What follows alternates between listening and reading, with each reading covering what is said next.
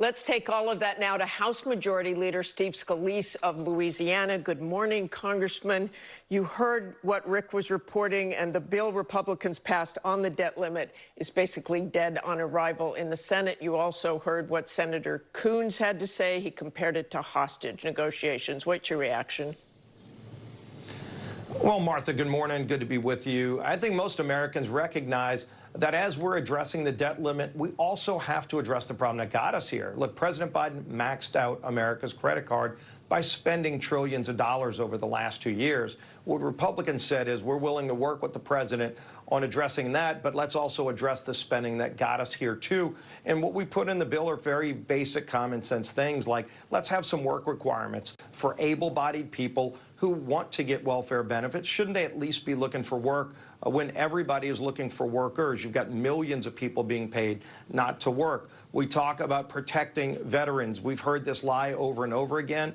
The Speaker himself has said, we're protecting veterans. Mike Boss, the chairman of the Veterans Affairs Committee, is a veteran himself. The only person talking about cutting veterans benefits is Joe Biden. And I'll tell you, as the majority leader, I will not bring a bill to the floor of the House. Even if President Biden wants it, I will not bring a bill that cuts our veterans. So let's talk about how we can get our economy back moving again. We put some really good items in this bill, by the way, that cuts red tape so we could promote American energy production. That would actually help families who are struggling because families are paying a lot more, 40% in most places more for household electricity, 50% more at the pump because of Joe Biden's anti-American energy policies. We fixed that too in this bill. The White House needs to ultimately get into this negotiation. The president's been in hiding for 2 months, Martha. That's not acceptable to Americans. They expect the president to sit in a room with Speaker McCarthy and start negotiating. Congressman, not waiting and trying to get a debt crisis. One of the things Senator Coons said is, I'd be happy to negotiate what's the mix of revenue increases and spending cuts going forward. I also want to say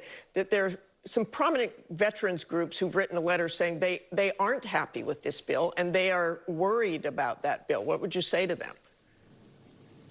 Well, we've seen the Secretary of the VA trying to scare people and put out things that they know are completely false. Show me in the bill where it says any of those things. It doesn't.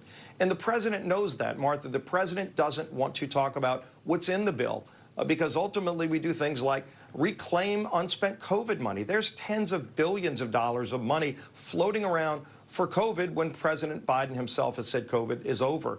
Why don't we give that money back to the taxpayers? Again, pro-growth policies to cut red tape, to help Americans with things like inflation, like their energy costs that are out of control because of President Biden's agenda. So bottom line, if the U.S. defaulted on its debt, if this does go down to the wire, are you willing to let the U.S. default rather than sign onto a clean bill? Well, we just passed a bill that actually addresses the debt ceiling. And for all that we hear from our Senate friends, Martha, they've yet to pass anything. If they've got a better idea, I want to see that bill and tell them to pass it through the Senate. We just passed a bill through the House. And we've been very vocal. It's been over 2 months since President Biden has sat down with Speaker McCarthy to have negotiations. President Biden is clearly trying to run out the clock and create a debt crisis. That's irresponsible. Republicans at least said if the president's going to sit this one out, we're not. We're going to lead. We passed a bill to address the problem. It's time now for the president to get in this game, get off the sidelines, and let's start negotiating and figuring this out, not in June when we get to the midnight hour, but today. We have a lot of time to get this done, but we can't wait another 2 months like President Biden. Okay, we have very little time, but you brought up Kevin McCarthy. I want to ask you about your relationship with Speaker McCarthy. You've been the #2 since 2014, but reports suggest there's some friction there. The New York Times reported this month that McCarthy feels he can't rely on you, that you're ineffective, checked out, and reluctant to take a position on anything. Your response? Well, I guess they didn't follow this last week. The Speaker and I talked multiple times a day in these last few days leading up to the debt ceiling vote. In fact, Kevin called me the night before the vote at around midnight. We were still working at the Capitol, working out final details, and the Speaker called me. So how would you describe your relationship? How would you describe your relationship? Because the New York Times, that was based on interviews with 3 Republican lawmakers with direct knowledge of McCarthy's private comments. Describe your relationship with McCarthy, please. We have a very strong, open relationship. We don't always agree on everything, but we have a very candid relationship. And ultimately, we have been focused on working through an agenda that actually gets this economy back on track, gets the country back on track. I know Palace Intrigue sells papers. People like anonymous sources. Ultimately, I enjoy working with my colleagues, and we've had a lot of those working relationships just in the last few days to pass a major bill dealing with the debt ceiling and to put together a border security package. Just 2 days ago, I rolled out a major border security package with Chairman Jim Jordan, Chairman Mark Green, and Chairman Mike McCall that involved work from dozens of our members to secure America's border, because Joe Biden opened that up, creating massive, massive problems. Congressman, so let's focus look on fixing forward. problems for those hardworking families. Let's look forward, and we appreciate your work. You're still neutral in the Republican primary at this point. What kind of candidate do Republicans need to beat Joe Biden? I'm sure you've seen those polls. Yeah, what America wants is somebody who's going to actually be fighting for them. Look, families are struggling.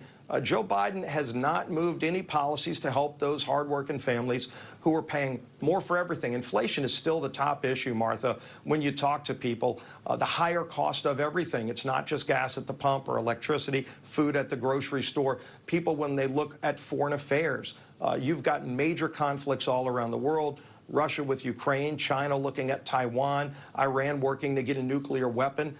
President Biden has let this country go spiraling downward. He hit out the last campaign. He's not going to be able to hide it out this time. So Let's who's get a the strong Republican? leader who's going to focus on getting our country back on track? Is that Donald Trump in your mind? Well, clearly President Trump has a solid record that is proven. He had our country back on track. We had a strong economy, and everybody was benefiting. Lower-income families never saw higher wage growth. By the way, look at what was happening around the world. We got the Abraham Accords with Israel, peace in so many parts of the world that today are on fire. We have other great candidates that are looking at running. I served with a lot of the folks that are looking at running too. But right now, I've been focused on getting our agenda moved through Congress to fight for those hardworking families who've been left behind by Washington for too long. And we're delivering on our commitment to America in the House. And Martha, that lays out a really good roadmap for whoever our nominee is going to be to actually go and be able to implement real quickly how to get good smart energy policy, how to get border security, which again we're rolling out and going to be passing in the next few weeks. Quickly, sir, just because we're just about out of time. Will you endorse Donald Trump? I haven't made a decision yet. You're going to know what my announcement's going to be in time. I've been focusing on our House agenda, and we've been moving a really strong agenda for the American people. That's what families want. They want a Congress that works for them. It'd be nice if the president was engaged in this too and would actually sit down and start negotiating. But we're going to keep doing our job in the meantime because too much is at stake for this country. Okay, thanks so much for joining us this morning, Congressman. I appreciate your time.